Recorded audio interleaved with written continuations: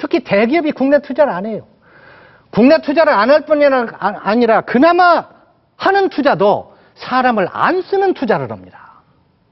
아까 여러분 제조업 투자에 고용 효과가 없다는 건 제가 숫자로 말씀드리지 않았습니까?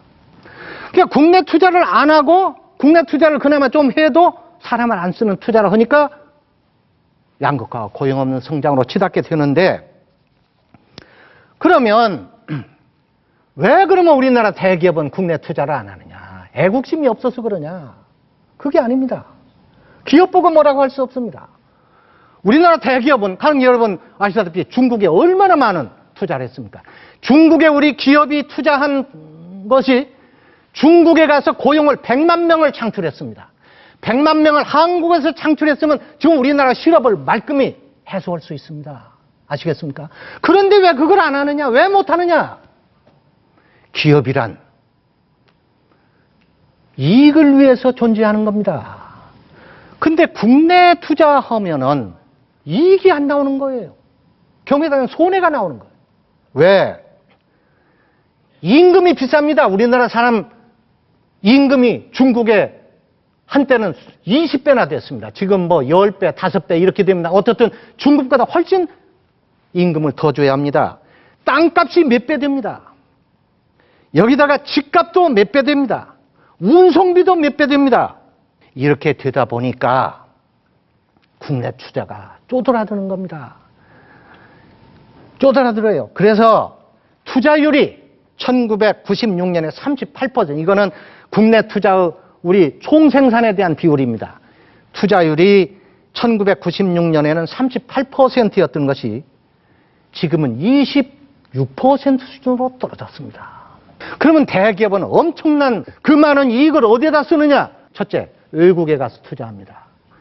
둘째, 은행빚을 갚습니다. 셋째는 자기 주식을 취득한다든지 금융저축을 한다든지 이런 저축을 합니다. 이런 걸로 많은 부분을 쓰고 국내 투자를 기피한다 그러냐. 이건 대기업법 뭐라고 할 수가 없어요. 어느 면에서는 국민에게도 책임이 있습니다. 월급을 많이 받아야 되고 땅값이 이렇게 비싸게 만들고 노사 안정을 못 해주고 우리 국민에게도 책임이 있다 그런 이야기. 이렇게 됨으로 인해서 투자를 안 하는 겁니다. 그래서 국내 투자를 하고 그리고 고용을 많이 늘리는 생산 방식을 채택을 해주면 가장 바람직한 이 해결책이 됩니다. 양극화 문제, 고용 없는 성장, 빈곤화 성장에 대한 가장 바람직한 해결책이 되지만 이건 안 된다 그러냐. 바람직하지만 이건 실현이 안 된다. 왜? 제가 지금 말씀드리지 않았습니까? 이건 안 한다 그런 이야기예요. 아무리 해도 안 해요. 앞으로도 안 할 겁니다. 이건 불가능해요.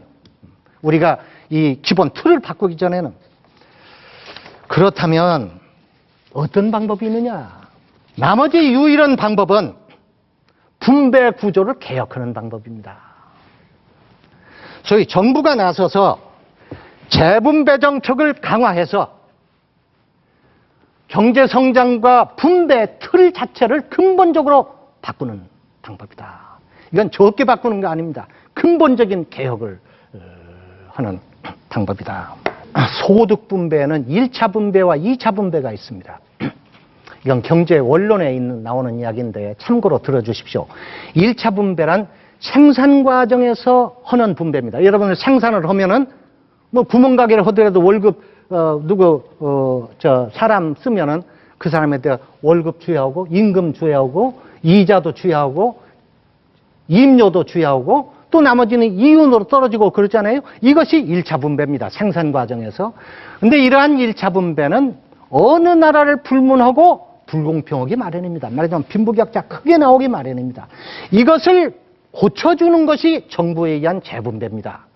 이것을 고쳐주기 위해서 정부는 재분배 정책을 쓰는, 정부는 주로 세금을 부유한 사람에게서 걷어서 어려운 사람에게 나눠주고, 또 정부는 각종 사회보장, 연금이라든지 뭐 있지 않습니까? 의료보험이나 이런 제도를 통해서 이 어려운 사람을 도와주고 사회보장을 하고 이런 방법을 통해서 정부가 1차 분배 때의 소득을 갖다가 거둬서 다시 나누어주는 방법입니다. 그런 방법